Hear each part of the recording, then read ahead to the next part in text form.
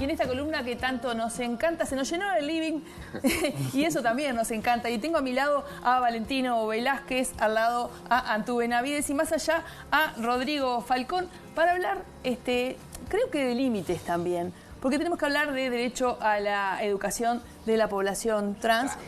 Y eso también necesita definir qué es el límite de lo que está bien, de lo que está mal, de lo que hay que ayudar a promover y lo que debería estar establecido. Bienvenidos, gracias por estar. Gracias. Tengo entendido que son de dos colectivos distintos. Exacto. Sí. ¿Tú? Bueno, nosotros somos parte del colectivo Transboy Uruguay, Niñez, Adolescencia y Familia. Trabajamos con las personas trans, no así con mujeres adultas trans, pues ya hay muchos colectivos, pero sí con las masculinidades y bueno, en niñeces y adolescencias entran todos. Bien. ¿Y ustedes dos? ¿Ustedes? Bueno, nosotros somos parte de un colectivo que se llama Escuelita Trans, que es un colectivo que surge un poco por la necesidad de los desafíos educativos para las personas trans. Es un proyecto educativo hecho por y para personas trans, que tenemos 1 año y medio de vida. Y bueno, ahora les podemos contar un poquito más de las cosas que hacemos. Básicamente acompañamos trayectorias educativas, acompañamos a personas trans a dar una prueba de la ANEP que se llama Acredita, que es para terminar el ciclo básico. Acompañamos exámenes. Capaz que te corto. Dale, cortame. Primero, ¿cuál es la realidad? O sea, hoy por hoy, en la población trans, a nivel de educación, ¿cuál es la realidad? ¿No se está pudiendo integrar? ¿Se está pudiendo integrar? ¿Es complicado? ¿No existe? Bueno, ¿hay acceso? Hay acceso. Un dato me parece importante es que no hay muchos datos. Si bien ahora nosotros tenemos el censo, en el censo dice cuántas transmasculinidades hay, cuántas transfeminidades hay, pero no está todavía público la cuestión de la escolarización. Lo que sí tenemos es un censo que hizo el MIDES en el año 2016, antes de la ley, y de las personas que censaron, de todas personas trans, solamente el 3% terminaba el bachillerato y solamente el 1% ingresaba a la universidad. O sea, nuestro país ya tiene un problema estructural con el bachillerato. O sea, para todas las personas en Uruguay es súper difícil terminar el bachillerato, pero para las poblaciones vulneradas, como son las personas trans, es aún peor. Bien. Bien. Y eso hay una explicación de por qué. Vos me hablabas fuera del micrófono de la necesidad de esta organización y de acompañar, como bien decías vos, Valentino. ¿Por qué es necesario acompañar? Porque hay una falta, por decirlo de una manera benévola, una falta de conocimiento o de ejercicio de las instituciones para acompañar estos procesos. Mira, nosotros somos parte del Consejo Nacional de Diversidad, ¿no? Estamos en contacto siempre con ANEP, con un montón de instituciones, pero lo que pasa más allá, porque pueden haber muchos referentes a nivel de las instituciones, pero lo que pasa más allá es que vos te encontrás siempre con personas distintas. No es una sola maestra para todo el grupo de chicos, no es una sola maestra en todo el Uruguay. Hay un montón de personas que hay detrás de cada institución y vos te vas de lleno siempre contra una pared. ¿Tá? Que esa pared está atravesada, o sea, esta persona, ¿no?, que yo le llamo pared, está atravesada por su religión, sus ideas, ideas sobre política, su formación, todo. Entonces hay personas que pueden estar más permeables a este tipo de temática y hay otras que no. Entonces, cuando vas a la escuela, muchas veces nuestra gente se lleva la contra de que hay maestras que no quieren llamar a los chicos por el nombre que se identifican. Dicen, no tiene el documento, acá dice fulanita, va a ser fulanita de acá hasta que tenga el documento cambiado. ¿Esto qué hace? Que las infancias también tengan esto de querer ya tener su documento cambiado. Entonces adelantás procesos. A las infancias hay que dejarlas ser. Es algo que nosotros lo tenemos como frase de cabecera con nuestras familias, ¿no? Hay que dejarlas ser, transitar lo más libre de contaminación de ideales. O sea, déjalo ser. En el momento que ellos crean conveniente cambiar su documento, ahí se haga. Pero no por una obligación de que si no la maestra, la directora... Al final tenés que hablar con un montón de personas para que sea respetado el nombre y el pronombre de tu chico.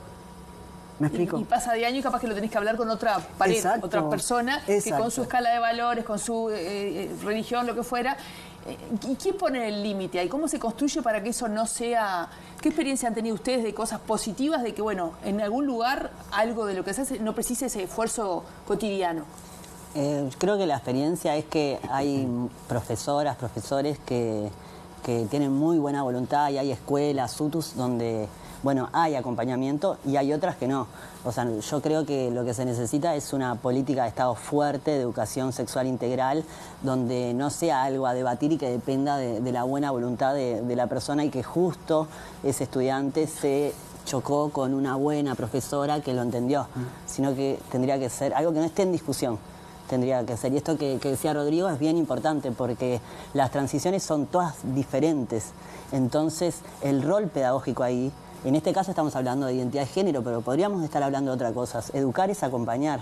Entonces, uno tiene que estar sin ansiedad adulta, como decía Rodrigo, acompañando, sabiendo cuál es el marco normativo, cuáles son las opciones, pero en verdad ser una persona trans no es ningún problema para la escuela, no tendría por qué serlo si nosotros tuviéramos una visión más de acompañamiento, más amorosa, más dulce, donde todo el mundo tenga ganas de estar en la escuela. O sea, hace poco salió un estudio donde, bueno, hablaba del INED, del Instituto Nacional de Educación, que hablaba de las creencias de los adolescentes, y decía que, bueno, que ahora los adolescentes tienen creencias peores sobre igualdad de género, y una de las variables explicativas era porque tienen un bajo sentimiento de pertenencia al centro. Entonces, eso es bien importante, porque vos al lugar a donde vas a pasar 4, 5, 8 horas, tiene que ser un lugar donde te sientas libre. Pero eso todas las personas, también las personas trans. Sí, Antú, ¿tu experiencia cuál es al respecto de este aprendizaje? Porque Fito te preguntaba les preguntaba por los datos cuantitativos, que son los que, de verdad, lo que vos decías, es fuertísimo, ¿no? Pero también está esa realidad que no está en números, pero que implica eso, lo de que el docente te llame con el nombre y el apellido que le pasa también a las personas, los adoptantes, ¿no? Los adoptados, que a veces hasta que cambian el documento tienen que pasar por determinadas cosas, pero tiene otra connotación. Sí. El respeto a ser llamado como tú, con el nombre que tú reconoces como propio. ¿Cuáles son las problemáticas que ustedes identifican que son en los lugares en donde hay que trabajar o que podemos ayudar desde el resto de la comunidad para hacerlo visible, para transformarlo? Sí, justamente todo lo que es como el currículum oculto, esto que no son los datos duros y que es más difícil de comprobar, que es la dinámica cotidiana de una institución que no espera personas trans. Claro. Entre sus aulas, incluso mucho menos también entre su cuerpo docente, ¿no? Creo que tener referentes adultos que transiten experiencias similares también genera una nueva referencia para las niñeces, las adolescencias, y quien esté como transitando las instituciones educativas. El tema de los baños, por ejemplo, que mucha gente no lo tiene como registro, pero el baño que sea binario, para una persona que está en una transición o que no se reconoce con ninguno de los dos géneros asignados, tiene un conflicto permanente con una cuestión básica que es ir al baño en una institución. Hay instituciones como el Solís que ya lo cambió, los baños son inclusivos, y creo que es una buena medida. Uno se acostumbra a la... yo siempre digo, como en la casa de uno, hay un baño, ¿no? Sí, para todos. Es verdad. Es sencillo. Pero eso es algo bien sencillo que vos decís, sí. Es una pauta que pero sigue habiendo, de mujeres y hombres en todos lados. No quiero ser, pero yendo un poco por lo de qué podemos hacer el resto de la gente, porque también hay una situación dentro de esa pared, que son los padres de los compañeros, también. ¿Cómo puede contribuir desde ese lugar un adulto, más allá de que sea su hijo o no quien es trans, siendo el compañero? ¿Me explico? Sí, sí. Tuvimos un caso puntual de esto que conversaba hoy, ¿no? De un niño un niño trans, y que la maestra se negaba a llamarlo con su nombre masculino porque decía que iba a tener problemas con el resto de los papás, ¿no? O sea, traía gente que no estaba en el aula, ¿no? Claro. Y entonces lo que nosotros hicimos, bueno, podemos dar un taller, que de hecho lo hemos hecho. Lastimosamente estos 5 años que pasaron, se nos cortaron bastante los talleres, pero íbamos muy seguido a los liceos y a algunas escuelas también. y que fuera un taller abierto, ¿no? Para que esos padres también entendieran que detrás de esos niños trans hay una familia que contiene y que muchas veces saber la realidad que tenemos nosotros, las personas trans, que continuamente tenemos que estar haciendo esto, ¿no? Explicando. Yo soy activista y me encanta hablar del tema, pero un niño que recién se está formando, y no a todo el mundo le gusta estar explicando todo el tiempo, ¿no? Pero para eso está bueno, los talleres son súper buenos, porque es lograr la empatía del otro. Cuando vos entendés, me escuchás mi historia, puedes decir, pucha, puedo entenderte un poco más. Lo mismo al revés, ¿no? Porque de esto aprendemos entre todos. Claro. Muy bien. Muchísimas gracias por la visita. Capaz que ya está saliendo, pero digo, las vías de comunicación con cada uno de los colectivos, porque de repente siempre hay gente que se entera por este medio de las cosas. Ojalá. Muchas gracias. Gracias a ustedes. Y yo creo, por lo que entendí, me voy. No sé. Vamos a leer 2 o 3 mensajes y luego seguimos con Ciudad Cultural.